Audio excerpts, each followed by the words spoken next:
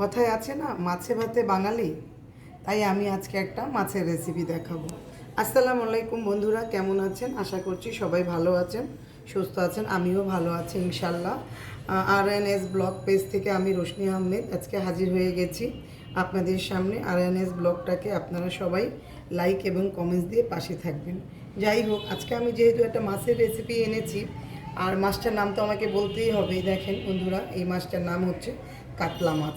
আমি আজকে একটা দই কাতলা রেসিপি দেখাবো। দই কাতলা করার জন্য আমি 6 টুকরা মাছ নিয়েছি, আর মাঝারি সাইজের মাছটা নিয়েছি। মাছটা 3টা গাধার পিস নিয়েছি এবং 3টা পেটি নিয়েছি, যেভাবে আমি টুকরা করে নিয়েছি। এখন আমরা মাছটাকে আগে সুন্দর করে একটু লবণ হলুদ দিয়ে মাখিয়ে নেব। সামান্য পরিমাণে একটু লবণ দিলাম এবং একটু সামান্য পরিমাণে হলুদ দিলাম। যেহেতু আমরা মাছটা একটু সাদা রান্না করব, সেই ক্ষেত্রে আমরা এটাকে একটু হলুদ দিব, হালকা করে হলুদ দিব জাস্ট কালারের জন্য। আর দিব হচ্ছে একটু তেলটা দিলে একটু খুব ভালো, মানে হলুদটা ডাস্ট থাকবে না, হলুদটা খুব ভালো করে মিশে যাবে। এর জন্য একটু তেল আপনারা চেষ্টা করবেন একটু তেলটা দিয়ে মাখানোর জন্য। আর আমরা এই মাছটা যে মাখিয়ে দিলাম, তারপরে আমি আমার আরও কিছু মশলার সাথে আপনাদের পরিচয় করিয়ে দিচ্ছি। আমরা দই কাতলা রান্না করতে যেহেতু মেইন জিনিসটা সেটা হচ্ছে এই যে দই নিয়েছি, দই নেবেন, এবং এই যে পেঁয়াজ বাটা, পেঁয়াজ এবং কাঁচামরিচ আমি একসাথে বেটে নিয়েছি, এবং আরেকটা যেটা লাগবে সেটা হচ্ছে পোস্তদানা বাটা এবং কাজু বাদাম বাটা, আর লাগবে হচ্ছে 2-3টা দারচিনি এবং 2টা এলাচি। এবার আমরা মাছটা মেখে নিয়ে আমরা 10 মিনিটের জন্য একটু মেরিনেট করে রেখে দিব। তারপরে আমরা সরাসরি রান্নায় যাব। বন্ধুরা, আমার তেলটা ইতিমধ্যে গরম হয়ে গেছে। এখন আমি মাছগুলোকে হালকা করে ভেজে নিব। খুব সাবধানে দিতে হবে মাছগুলো।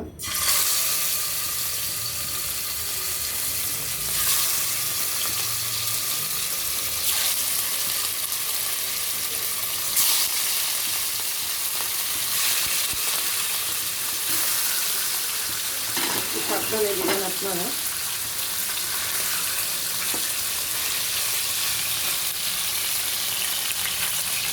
মাছগুলো খুব সুন্দর করে আস্তে আস্তে, বেশি কড়া ভাজা করা যাবে না, একটু হালকা করে ভেজে নিতে হবে। মাছগুলো আমরা হালকা করে আস্তে আস্তে ভেজে নেব সময় নিয়ে। বন্ধুরা, আমার মাছটা ভাজা হয়ে গেছে। মাছটা যে ভেজেছি ওই তেলের মধ্যেই আমি এখন রান্নাটা করে নিব। তার জন্য আমি প্রথমে তেলের মধ্যে এই যে এলাচ 2টা আর 3টা দারচিনি দিয়ে দিলাম।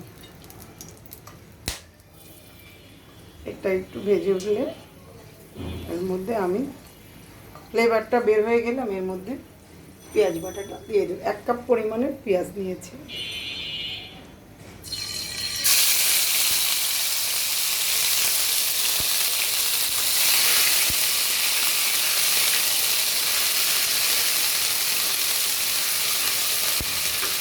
পেঁয়াজটা আমি চুলার জালটা একটু নর্মালে দিয়ে নিব।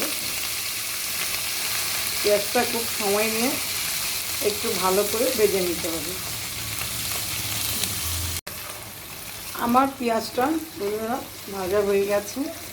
এখন আমি এই পেঁয়াজের মধ্যে, বন্ধুরা আপনাদেরকে আমি আরেকটা মশলার কথা, কয়েকটা মশলার কথাই বলতে আমি ভুলে গেছি, ক্ষমা করবেন আমাকে। সেটা হচ্ছে আমি একটু আদা, 1/2 চা চামচ রসুন বাটা এবং 1/2 চা চামচ আদা বাটা দিয়ে, আদা রসুনটা দিয়ে খুব ভালো করে ভেজে নিতে হবে। এই 1 মিনিটের মতন ভেজে নিয়ে তারপরে আমি এটার মধ্যে দিব 1/2 চা চামচ ভাজা জিরা গুঁড়া এবং 1/2 চা চামচ ধনিয়া গুঁড়া। এটা দিয়ে খুব ভালো করে ভেজে নিয়ে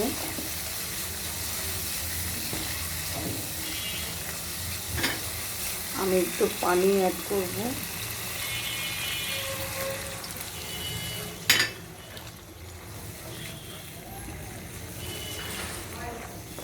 এখন আমি এটার মধ্যে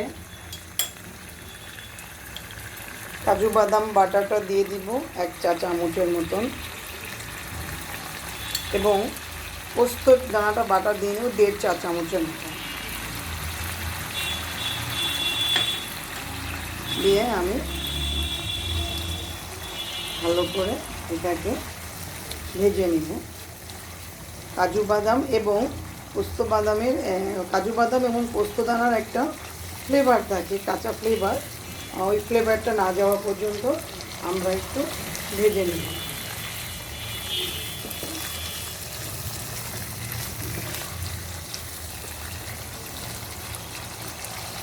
বন্ধুরা, অনেকে কিন্তু এই দই কাতলা মাছটাকে এক এক এলাকায় এক এক রকম করে রান্না করে থাকে। অনেকে কিন্তু দেখা যায় দই কাতলার সাথে আবার মৌরি যে বাটাটা দেয়, এটা অবশ্য অনেক এলাকাতে দেয়, আমি দেখেছি, যেমন চিটাগংয়ে কিংবা রাজশাহী, দিনাজপুর ওদিকে একটু মৌরি বাটাটাও অ্যাড করে। আমি মৌরি বাটার ফ্লেভারটা, মৌরির ফ্লেভারটা আমি পছন্দ করি না, তাই আমি মৌরি বাটাটা দিলাম না।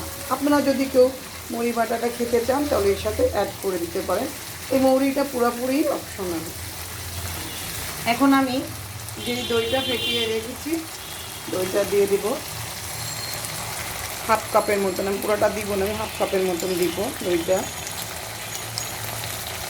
তারপরে সব মশলা একসঙ্গে টক দইয়ের সঙ্গে মিক্স করে নেব।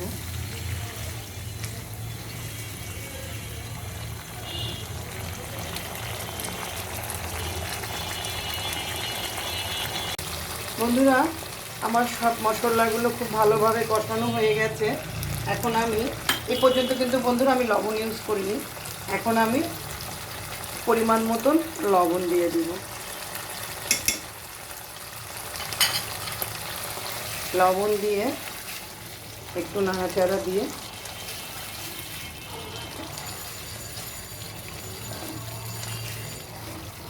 এখন আমরা যে মাছগুলো ভেজে রেখেছি, মাছগুলো একে একে দিয়ে দিব।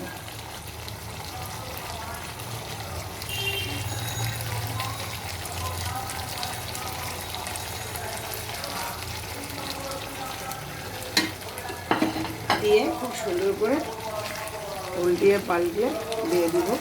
আমি কিন্তু এর সঙ্গে কোনো পানি ইউজ করিনি। আপনারা এটাতে ভুনাও খেতে পারেন এভাবে শুকনা শুকনা, আবার একটু যদি গ্রেভি খেতে আর একটু ঝোল খেতে চান সেভাবে আপনাদের পছন্দের মতন আপনারা রাখতে পারেন। কিন্তু দই কাতলাতে কিন্তু কেউ ঝোল রাখে না, একটু এইভাবে একটু ঘন গ্রেভিটাই ভালো লাগে। আপনাদের পছন্দের মতন আপনারা পাতলা করেও নিতে পারবেন, কিন্তু আমি এইভাবেই খাই। কিন্তু এই দই কাতলাটা এইভাবেই করে থাকে সব অঞ্চলই, এভাবেই হয়, এটা এভাবেই হয়, একটু গ্রেভি থাকে এবং খেতে খুব সুস্বাদু হয়। আমি কোনো সময় এই দই কাতলাটাতে আমি এক্সট্রা পানি ইউজ করি না। দইয়ের যে ফ্লেভারটা আছে কিংবা দই থেকে যে পানিটা বের হয়েছে ওটাতেই আমার মাছটা রান্না হয়ে যাবে। এখন আমরা এই মাছটাকে 5 মিনিটের মতন রান্না করব।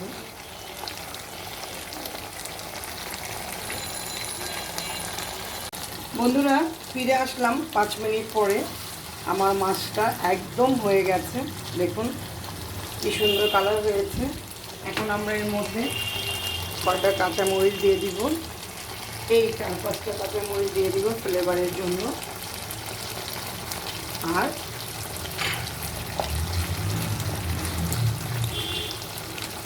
একটু ধনিয়া পাতা দিয়ে দিব।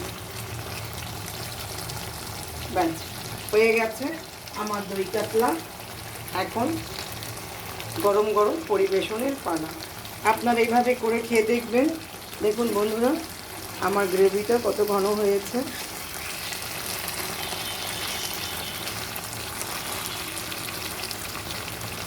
দেখেছেন? আপনারা এইভাবে করে খেয়ে দেখবেন, কেমন হলো আমাকে জানাবেন। আজকের মতন তাহলে আমার রান্নাটা এখানেই শেষ করলাম। সবাই ভালো থাকবেন, সুস্থ থাকবেন, আমার জন্য দোয়া করবেন। আল্লাহ হাফেজ।